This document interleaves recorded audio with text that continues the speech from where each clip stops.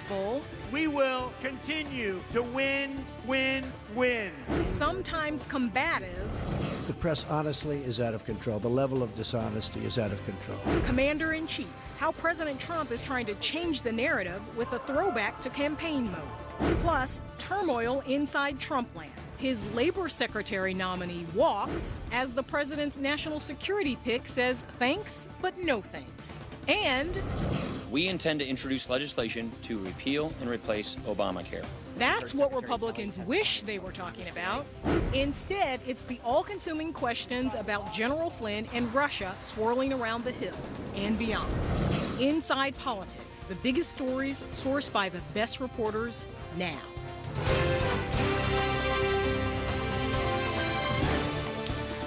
Welcome to Inside Politics, and thanks for joining us. I'm Nia Malika Henderson, filling in for John King. Old habits tend to die hard, so on Saturday, 1,353 days before voters go to the polls in 2020, the president went back to his tried and tested roots, a campaign rally with a familiar foe. I also want to speak to you without the filter of the fake news. They've become a big part of the problem. They are part of the corrupt system. They have their own agenda, and their agenda is not your agenda. In fact, Thomas Jefferson said, "Nothing can be believed which is seen in a newspaper."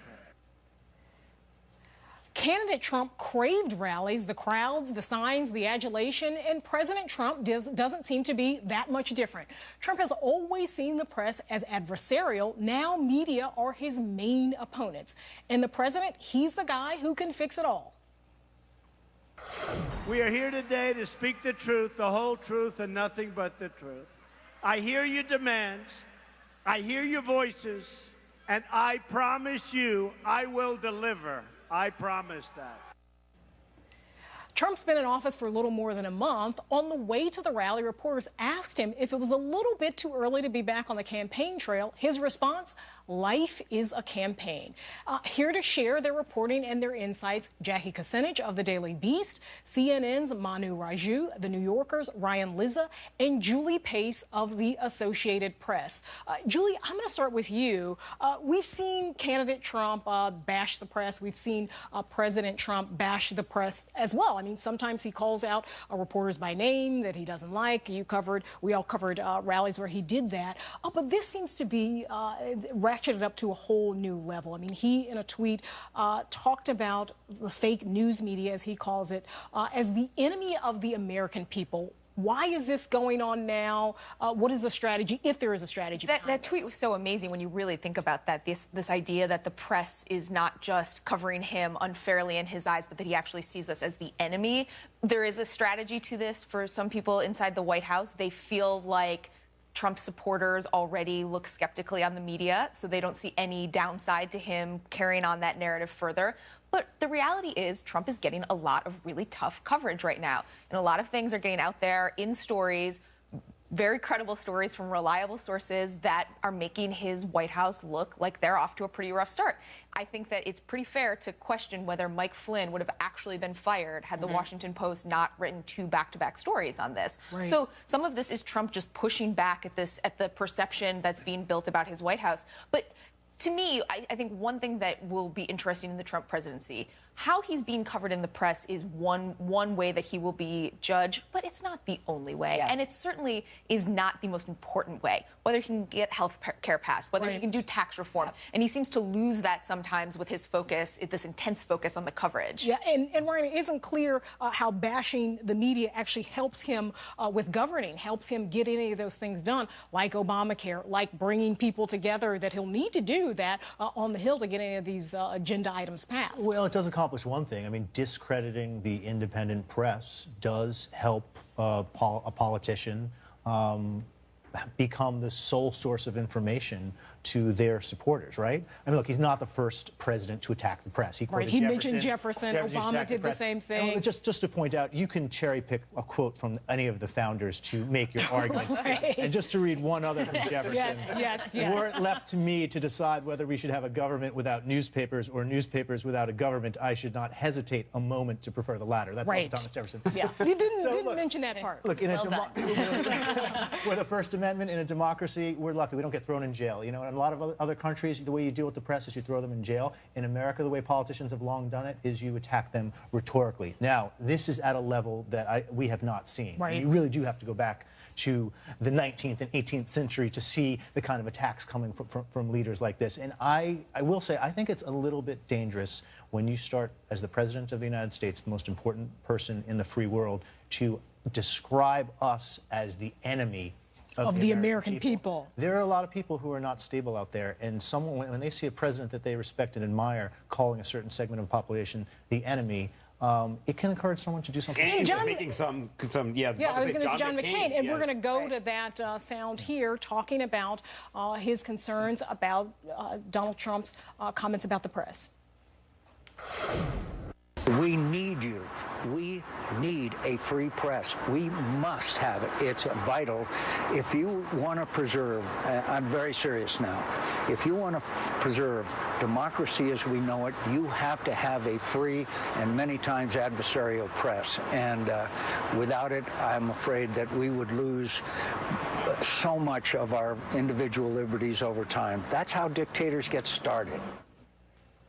Manu. Yeah, that's a pretty remarkable statement. Powerful, yeah. And I think that what Trump is saying of calling the press the enemy is unnerving a lot of Republicans. Few are speaking out right now. John McCain is one of the few who has not been afraid to criticize Trump on everything from building the wall to, about Russia and clearly about the media. I mean, from my vantage point, I mean, from what I'm hearing too, and it seems pretty obvious as well that what Donald Trump is trying to do is change the subject. Yeah, right. He's getting bad coverage, and we're focusing on a lot of the controversies and stumbles in the early part of the administration.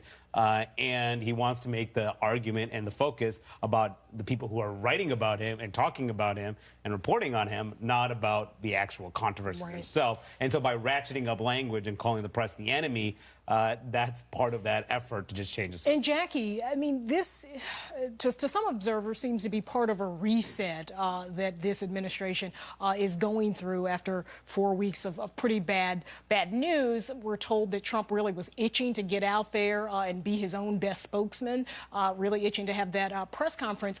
What do you make of that? Is this a reset? How long can he sustain it? We talk so much about Trump 2.0, Trump 3.0, Trump pivot. What do you make of where he is now?